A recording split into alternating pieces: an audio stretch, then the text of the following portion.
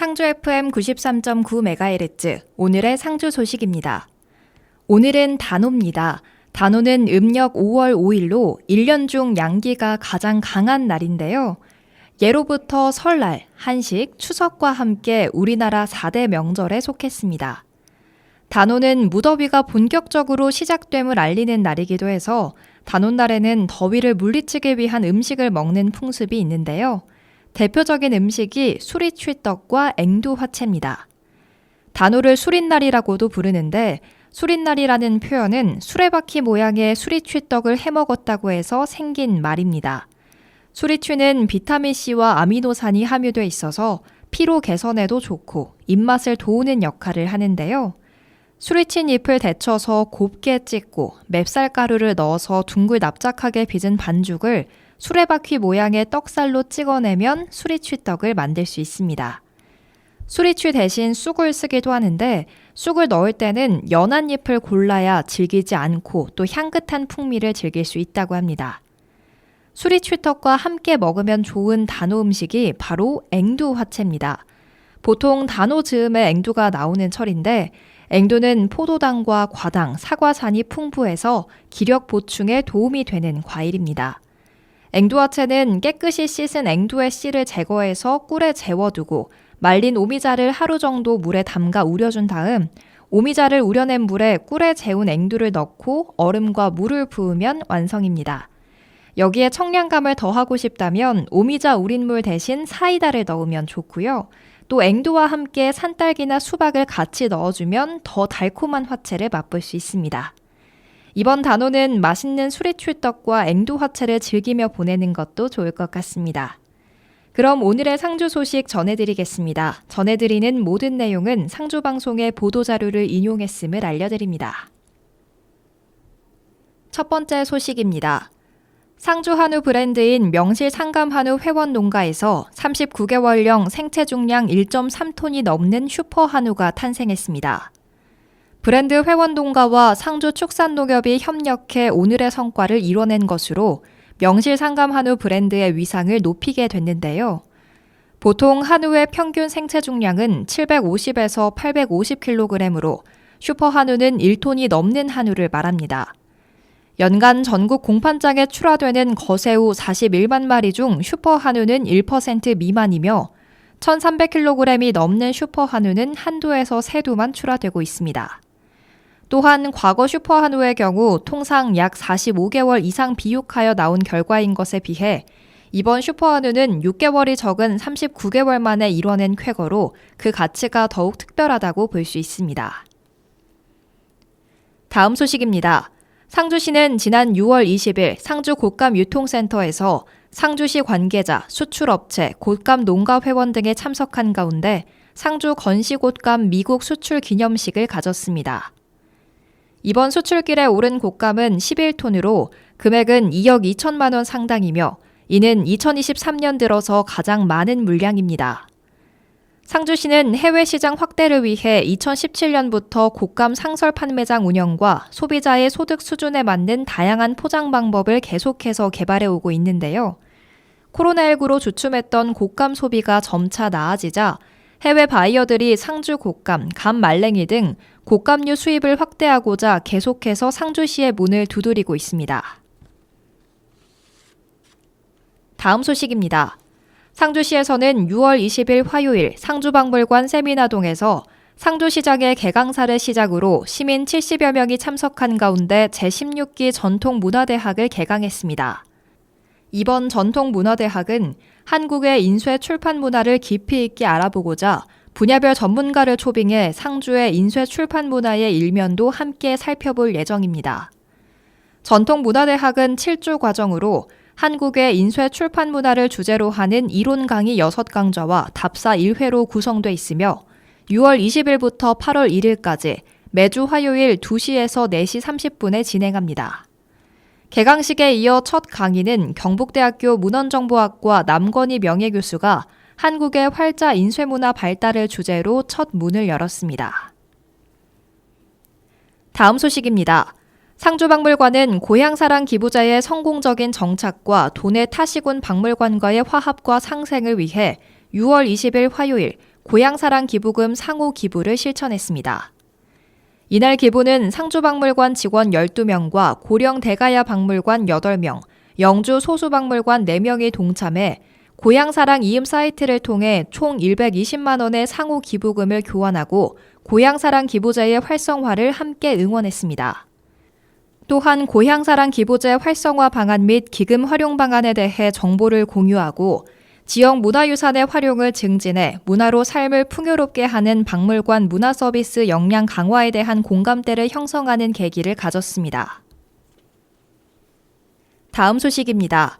상주시는 지난 20일 평생학습관에서 상주시와 국립낙동강 생물자원관이 공동 운영한 2023년 상반기 생활, 생물, 생태, 융화 학습 프로그램 수료식을 개최했습니다. 이 프로그램은 지역의 생물 생태 가치를 공유하고 자연과 하나 되는 특화된 시민 힐링 교육으로 지난 4월 11일부터 6월 20일까지 매주 화요일에 진행됐는데요.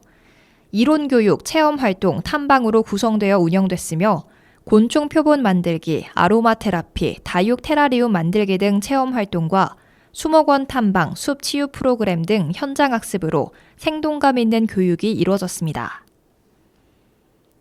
다음 소식입니다. 상주교육지원청은 6월 21일 10시 상주 실내체육관에서 상주 관내 학교 학부모 510여 명이 참석한 가운데 2023년 상주 학부모 어울림 한마당을 개최했습니다. 상주 2023년 학부모 어울림 한마당은 1부 개회식과 2부 어울림 한마당, 3부 레크레이션 장기자랑 형식으로 진행됐는데요. 관내 학부모들이 함께 어울려 정보교류와 친목도모 등을 통해 소통과 화합의 장이 됐습니다. 다음 소식입니다. 상주시 남산 근린공원 내에는 시민들의 휴식 공간인 물길 쉼터가 조성되어 있습니다. 이 물길 쉼터 내에는 발담금 시설, 발지압로, 파고라, 스마트 벤치, 음수대, 세족장 등 시민 편의 및 여가 시설이 설치돼 있는데요. 특히 발담금 시설과 파고라의 쿨링 포그는 열섬 완화 효과가 있어 무더위에 지친 시민들의 호응을 얻고 있습니다. 물길 쉼터 발담금 시설과 쿨링 포그는 9월 말까지 운영할 계획이며 시민들이 안심하고 이용할 수 있도록 주기적인 수질 검사와 이용수 교체, 소독 등 시설 관리를 철저히 하고 있습니다. 상주시청 최한영 환경관리과장은 폭염 등 기후변화 시대에 시민들의 대응력을 높이고 새로운 안식처를 마련하고자 남산 근린공원 내 물길 쉼터를 조성했으니 많이 이용하여 주시길 바란다며 앞으로도 시민 맞춤형 탄소 중립 및 기후변화 대응 사업이 지속적으로 추진될 수 있도록 노력하겠다고 말했습니다. 한편 남산 근린공원 물길 쉼터는 환경부 공모사업으로 선정되어 조성됐습니다. 다음 소식입니다. 상주시 보건소는 6월 19일 월요일 4시에 상주시 종합복지관에서 무릎 인공관절 수술자 18명을 대상으로 취약계층 빅3 비만 탈출 차차차 파트 2 관절 88 비만 관리교실 운영을 개시했습니다. 이번 프로그램은 통합건강증진사업 비만 예방관리사업 기획 프로그램으로 우리 지역의 비만을 널리 홍보하고 건강체중을 관리해 지역사회 건강생활실천 분위기를 확산시키고자 마련됐는데요. 더 적게 먹자, 더 움직이자, 마음 다지자라는 2023년 경상북도 통합건강증진사업 비만예방관리사업 슬로건을 활용했으며 이번 프로그램은 퇴행성 관절질환으로 통증과 안전에 취약한 무릎 인공관절 수술자를 대상으로 9월 4일까지 상주시 종합복지관에서 운영합니다. 평생 자식을 위해 고생한 부모님께 보답하는 마음을 담아 근력 유연성 강화, 낙상 예방 안전교육을 주제로 깨끗한 혈관 건강을 관리하고 근지구력, 유연성을 향상시켜 골관절 건강관리로 실생활에 도움을 드리고자 목적을 두고 있습니다. 다음 소식입니다. 상주시는 6월 20일 화요일 상주시 보건소에서 소비자 식품위생감시원을 대상으로 2023년 상반기 소비자 식품위생감시원 정기교육을 실시했습니다. 이번 정기교육에서는 식품위생 감시 활동 요령과 감시 업무에 필요한 식품위생에 관한 법령 해설 및 법령 개정 사항, 식중독 예방 관련 내용이 중점적으로 이뤄졌습니다. 상주시 소비자 식품위생감시원은 식품 관련 전공자 등 식품위생 분야의 전문 지식과 관심이 많은 시민으로 구성돼 상주시 부정 불량식품 유통 근절 및 안전한 식품 환경 조성을 위해 활동하고 있는데요. 특히 이중 시니어 감시단은 관내 경로당, 노인복지시설 등을 대상으로 건강기능식품 허위 과대 광고 사례 설명과 피해 예방 홍보 활동을 하고 있습니다. 다음은 읍면동 소식입니다. 상주시 사벌국면에서는 6월 20일 화요일 농번기 일손 부족과 자연재해 등으로 인해 어려움을 겪고 있는 농가를 방문해 농촌 일손 돕기를 실시했습니다. 이번 농촌 일손 돕기는 사벌국면 상하수도 사업소, 국제승마장 관리사업소 직원 등 22명이 참여해 낙과 및 배봉지 수거 작업을 도왔는데요. 농가주는 농번기 일손 부족 및 자연재해 피해 등으로 걱정이 많았는데 소식을 듣고 이렇게 한 걸음에 달려와 주신 면장님과 직원들의 도움에 큰 힘이 된다며 감사의 마음을 전했습니다. 상주시 화북면에서는 지난 4월부터 세 차례에 걸쳐 맹문동 솔숲 환경정비 작업을 진행해온 가운데 맹문동이 잘 자라지 않는 습한 곳에 꽃무릇을 식재하는 순차적 정비 작업을 마무리했습니다.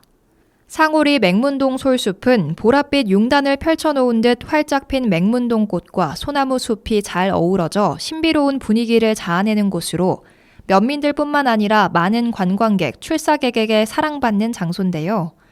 올해도 많은 관광객들의 찾기를 기대하며 맹문동 솔숲을 더욱 아름다운 환경으로 만들고자 정비 작업을 실시했습니다.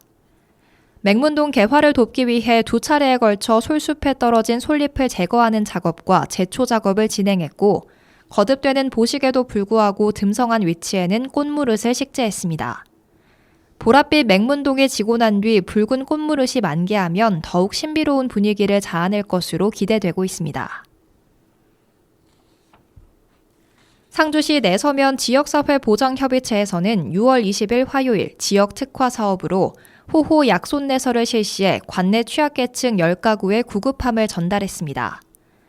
호호 약손내서는 병원이나 약국과의 접근성이 떨어지는 저소득 계층을 대상으로 일상생활 속 소화불량, 두통, 상처 등으로 간단한 상비약이 필요할 때 활용할 수 있도록 자체적으로 구성한 약품을 지원하는 사업인데요.